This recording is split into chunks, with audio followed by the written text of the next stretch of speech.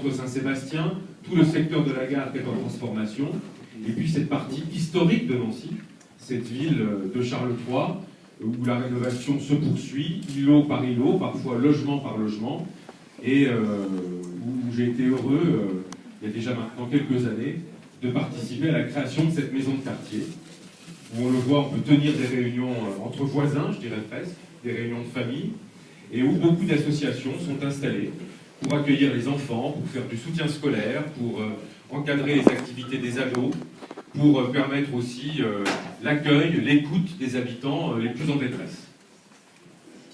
Notre ville, elle a donc un socle, elle gagne des habitants. L'INSEE l'a dit encore il y a quelques mois, c'est la dernière, en tout cas la seule ville de Lorraine aujourd'hui, qui crée encore des emplois dans une région qui est durement touchée. Donc on a aujourd'hui des fondamentaux, comme on dit, qui sont bons. Il faut les faire fructifier avec des temps qui changent très vite, avec des défis nouveaux, parce que la société évolue et parce que les attentes de nos concitoyens évoluent. Bonsoir monsieur, installez-vous.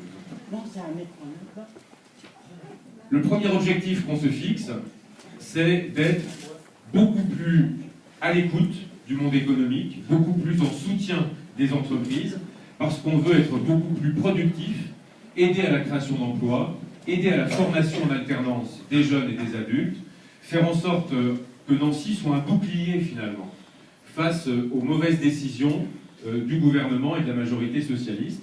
On ne peut pas faire la croissance seulement à Nancy, on ne peut pas retourner la courbe du chômage seulement à Nancy, mais il y a de la ressource dans cette ville.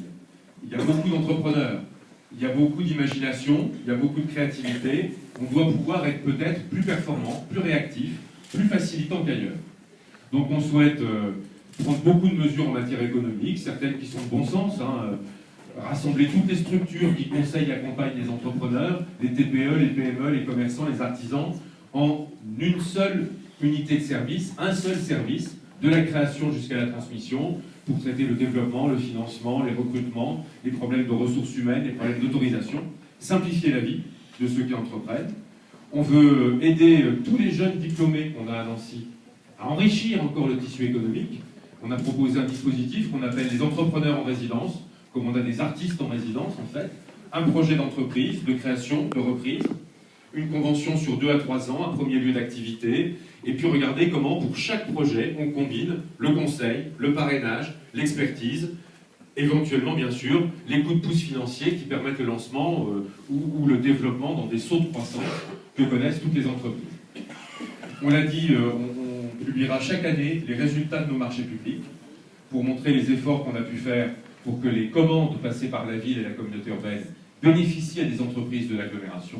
Donc ce sera transparent. Tous les ans, il y aura une communication en conseil municipal sur ce point. À nous, avec les chambres de métiers et de commerce, avec les branches professionnelles, de savoir comment finalement sensibiliser aussi les entrepreneurs à ces procédures compliquées. Vous avez compris qu'on a voulu dans la liste représenter le monde de l'entreprise. Alors il y a symboliquement Sylvie Petiot, qui est plus qu'un symbole, c'est une femme de tempérament, qui est deuxième de liste, qui est chef d'entreprise, qui est engagée à la Chambre de commerce et d'industrie, qui préside la fédération régionale du BTP.